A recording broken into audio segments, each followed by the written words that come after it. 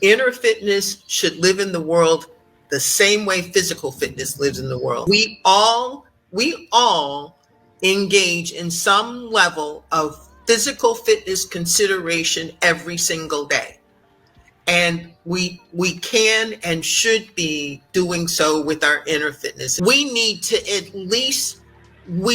equip a society, at least with the knowledge of what is well-being behavior.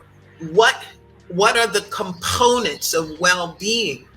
And if you decide, for whatever the reason, to not opt in right this moment, at least you've got that information that you can turn to at any moment and begin to transform your life.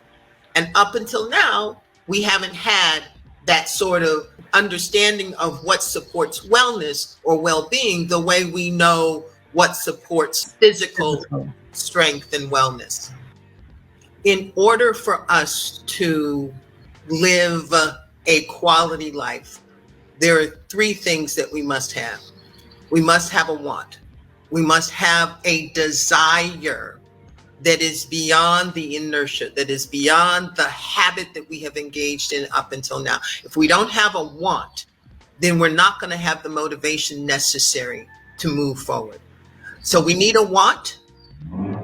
Then we need better information. It's not about just going to the gym. Part of that motivation that is necessary comes from realizing, oh my goodness, I am not broken, I'm hurt. Oh my goodness, this thing that happened to me that I was told to just get over, or because I didn't know how to process it, I just stuffed it. This thing doesn't have to own me the way it has owned me up until now. And so if you have a want and you have better information about who you are, not what you look at in the mirror, but who you are inside, what your capabilities are, and to just understand that if you're not living the life you want to live, it's because of something that has robbed you of your motivation and your sense of what's possible for your life. And then the third thing is, once you have a little more information, you don't have to even understand it all, just a little more information. You take that information and you put energy behind it, just trying to understand it. Just let it live in your mind. Just be curious about it. Because better information means you are closer to truths, and truths transform our lives. I define the word lie in the Little Book of Big Lies as any person, event, or experience that we have encountered that left us feeling less than, not good enough, disconnected from ourselves, or afraid of knowing ourselves. Any experience like that is a lie.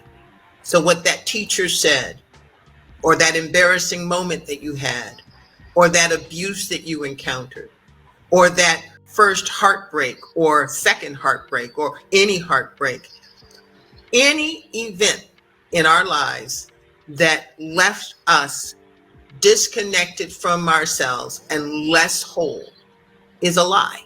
We are more than the events that take place in our lives.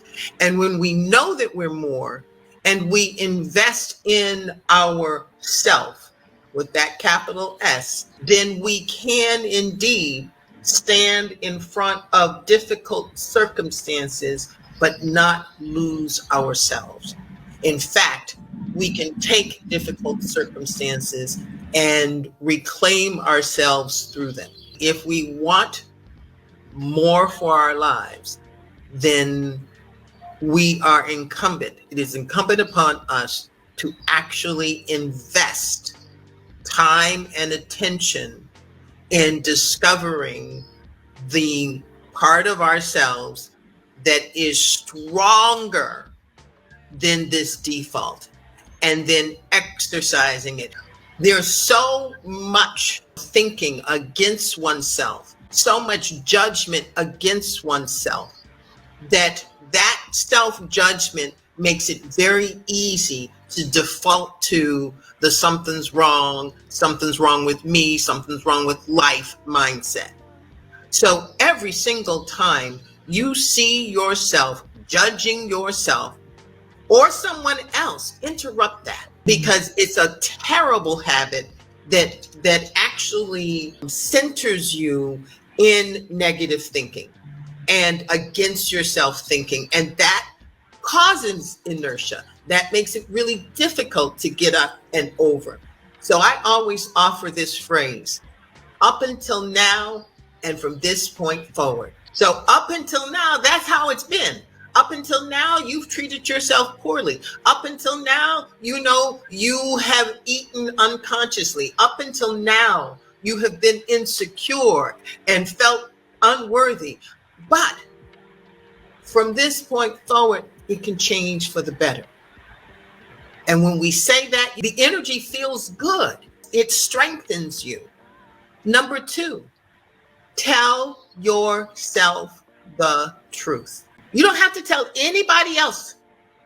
But if you tell yourself the truth, then, and the truth is what happened, how you feel, and then the most important is what's possible now, right?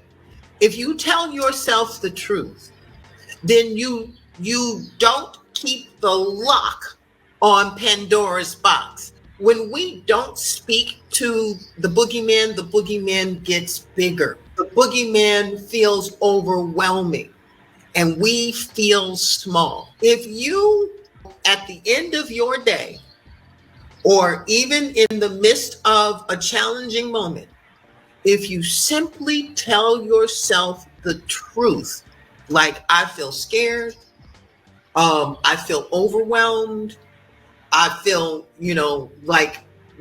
these thoughts in my head are driving me crazy.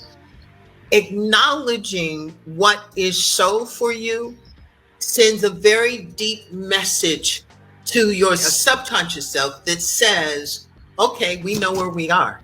We may not like where we are, but we know where we are, which means we are operating from our sane mind. We're operating from that frontal cortex. We're able to see ourselves.